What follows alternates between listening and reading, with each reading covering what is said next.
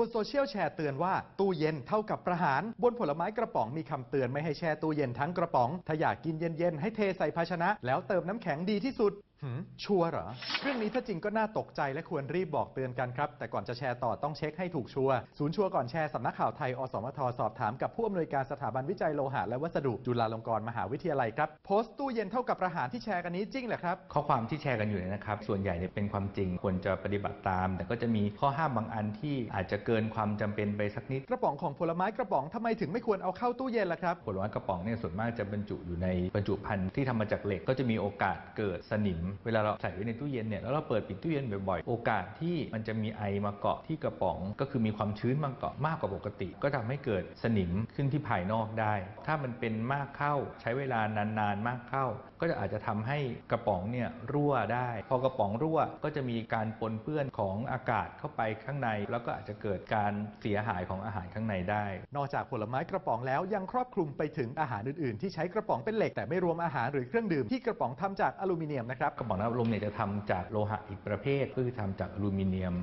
มเนี่ยมีข้อดีกว่าเหล็กก็คือเกิดสนิมยากกว่าแต่ว่าราคาของอลูมิเนียมเนี่ยสูงกว่าเหล็กกระป๋องเหล็กเนี่ยจะให้ความแข็งแรงค่อนข้างมากการจะบรรจุอาหารประเภทไหนในกระป๋องประเภทไหนเนี่ยมีมาตรฐานอุตสาหกรรมกำหนดไว้แล้วพวกที่ใช้กระป๋องเหล็กนี่ถ้าแช่เย็นข้างในกระป๋องก็จะเป็นสนิมด้วยเหรอครับน้อยมากครับในกระบวนการผลิตมีการลดปริมาณออกซิเจนข้างในกระป๋องทำให้โอกาสในการเกิดสนิมเนี่ยยากพอแกะแล้วสภาพที่อยู่ภายในกระป๋องนี่มันจะเปลี่ยนพวกแบคทีเรียต่างๆก็อาจจะเจริญเติบโตได้พวกสนิมซึ่งยังไม่เกิดก็มีโอกาสเกิดขึ้นได้ดังนั้นยิ่งถ้าเปิดกระป๋องไปแล้วการแช่เก็บทั้งกระป๋องยิ่งไม่ใช่แนวทางที่เหมาะสมทานไม่หมดควรจะนำมาถ่ายใส่ภาชนะที่สะอาดแล้วก็ปิดสนิทสามารถเก็บทานไปได้อีกสักวัน2 วันนะครับในโพสต์ที่แชร์กันยังแนะนำว่าถ้าอยากกินผลไม้กระป๋องเย็นๆก็หาอะไรมาเทใส่แล้วใส่น้ำแข็งจะดีที่สุดอันนี้อาจจะระแวดระวังมากเกินไปสักนิดนะครับจริงๆถ้าอยากจะทานเนี่ยคิดว่าถ้าเกิดแช่ไว้ในตู้เย็นสัก 2-3 ชั่วโมงนะครับแล้วออกมารับประทานเนี่ยเราก็จะได้ทานของที่ยังไม่มีอันตรายใดๆในทางตรงข้ามสมมุติถ้าใส่น้ำแข็งเองก็ต้องเลือกน้ำแข็งที่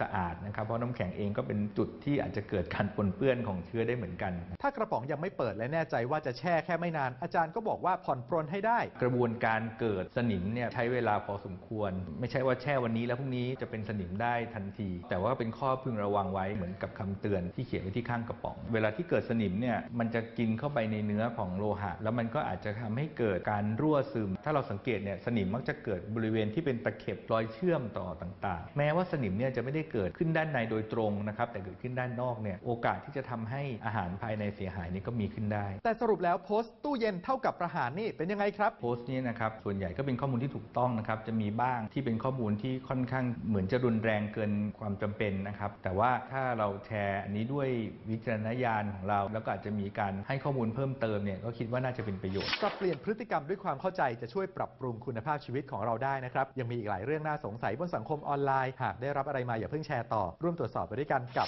ชัวร์ก่อนแชร์ทุกวันนี้เรื่องไม่จริงมีเยอะถ้าไม่ชัวร์อย่าเพิ่งแชร์นะครับสนับสนุนโดยกองทุนพัฒนาสื่อปลอดภัยและสร้างสรรค์